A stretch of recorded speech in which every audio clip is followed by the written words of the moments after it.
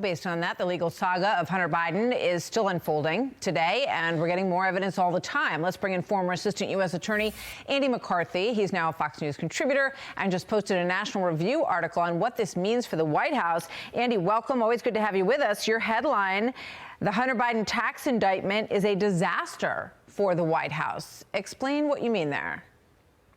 Well, I think, Martha, especially after listening to Jonathan's report, what I would stress here is that it's something of a diversion the way this is being put out and spun, because the concentration is on how Hunter booked or didn't book the money that he was making and whether he paid his taxes on it. What that obscures, of course, is how the money was generated in the first place, which from a national security perspective and a national interest perspective is a lot more important than the Hunter Biden case.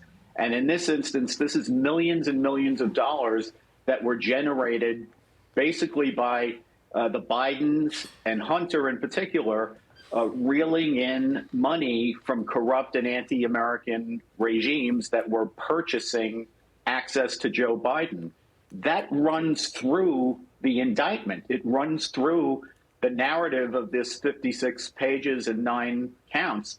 So while the words President Biden don't appear anyplace in the indictment, the schemes that generated the income are the ones that we've been hearing about for months, and he runs through those like a thread.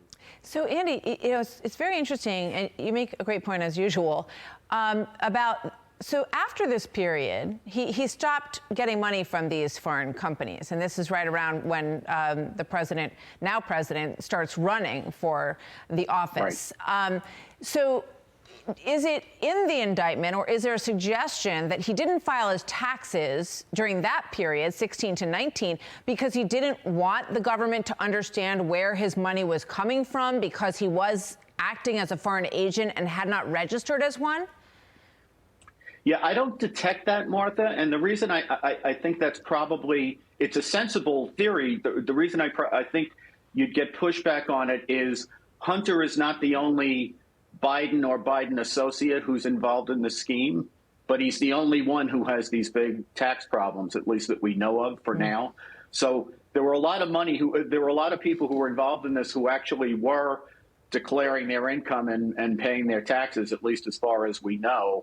So I don't know that that was what was behind it, but whatever the reason was, and certainly the failure to pay taxes is, prosecutors always looked at that as a sign that people don't want inquiry into how they generate their income. Yeah. And it's very common for people who are involved in criminal business to do that.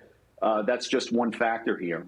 So what do you make of U.S. Attorney Weiss's behavior here? So for quite a while, according to the two whistleblowers at the IRS, they say, and he has denied this, but they say that he basically said, look, it's not up to me. This is coming from above. I can't prosecute this case. I'm paraphrasing there, but that's what the whistleblowers said. Now Weiss has done this huge 180 and is prosecuting him on all these things. And Hunter's attorney says, oh, this is just because he's a Biden. So unravel that for us. It's a disgrace. He was shamed into doing this. And I almost fell out of my chair here laughing, listening to Abby Lowell, because if this defendant's name wasn't Biden, then 4 years ago, he would have been convicted on a bunch of felony counts, and the case would have been handled like anybody else who was involved in serious firearms and tax problems, which is to say he would have been expeditiously prosecuted and sentenced. Yeah, what happened here, I was going to say, is this prosecutor dragged his feet for 5 years, right, to the point that the statute of limitations has run on some of the worst conduct from 2014 through 2016, when, by the way, Joe Biden was vice president.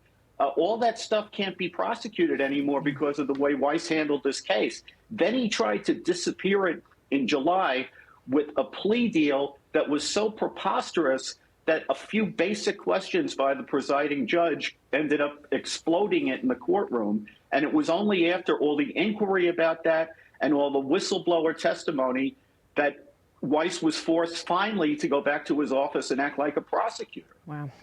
Andy, thank you very much. Andy McCarthy, we'll see you later today. Thank you very much. Taking some notes on that. James Freeman making a lot of similar points last hour, like where did the money come from and where did it go? But keep in mind here what's been reported that Hunter Biden did not pay taxes in 2016, 17, 18, and 19.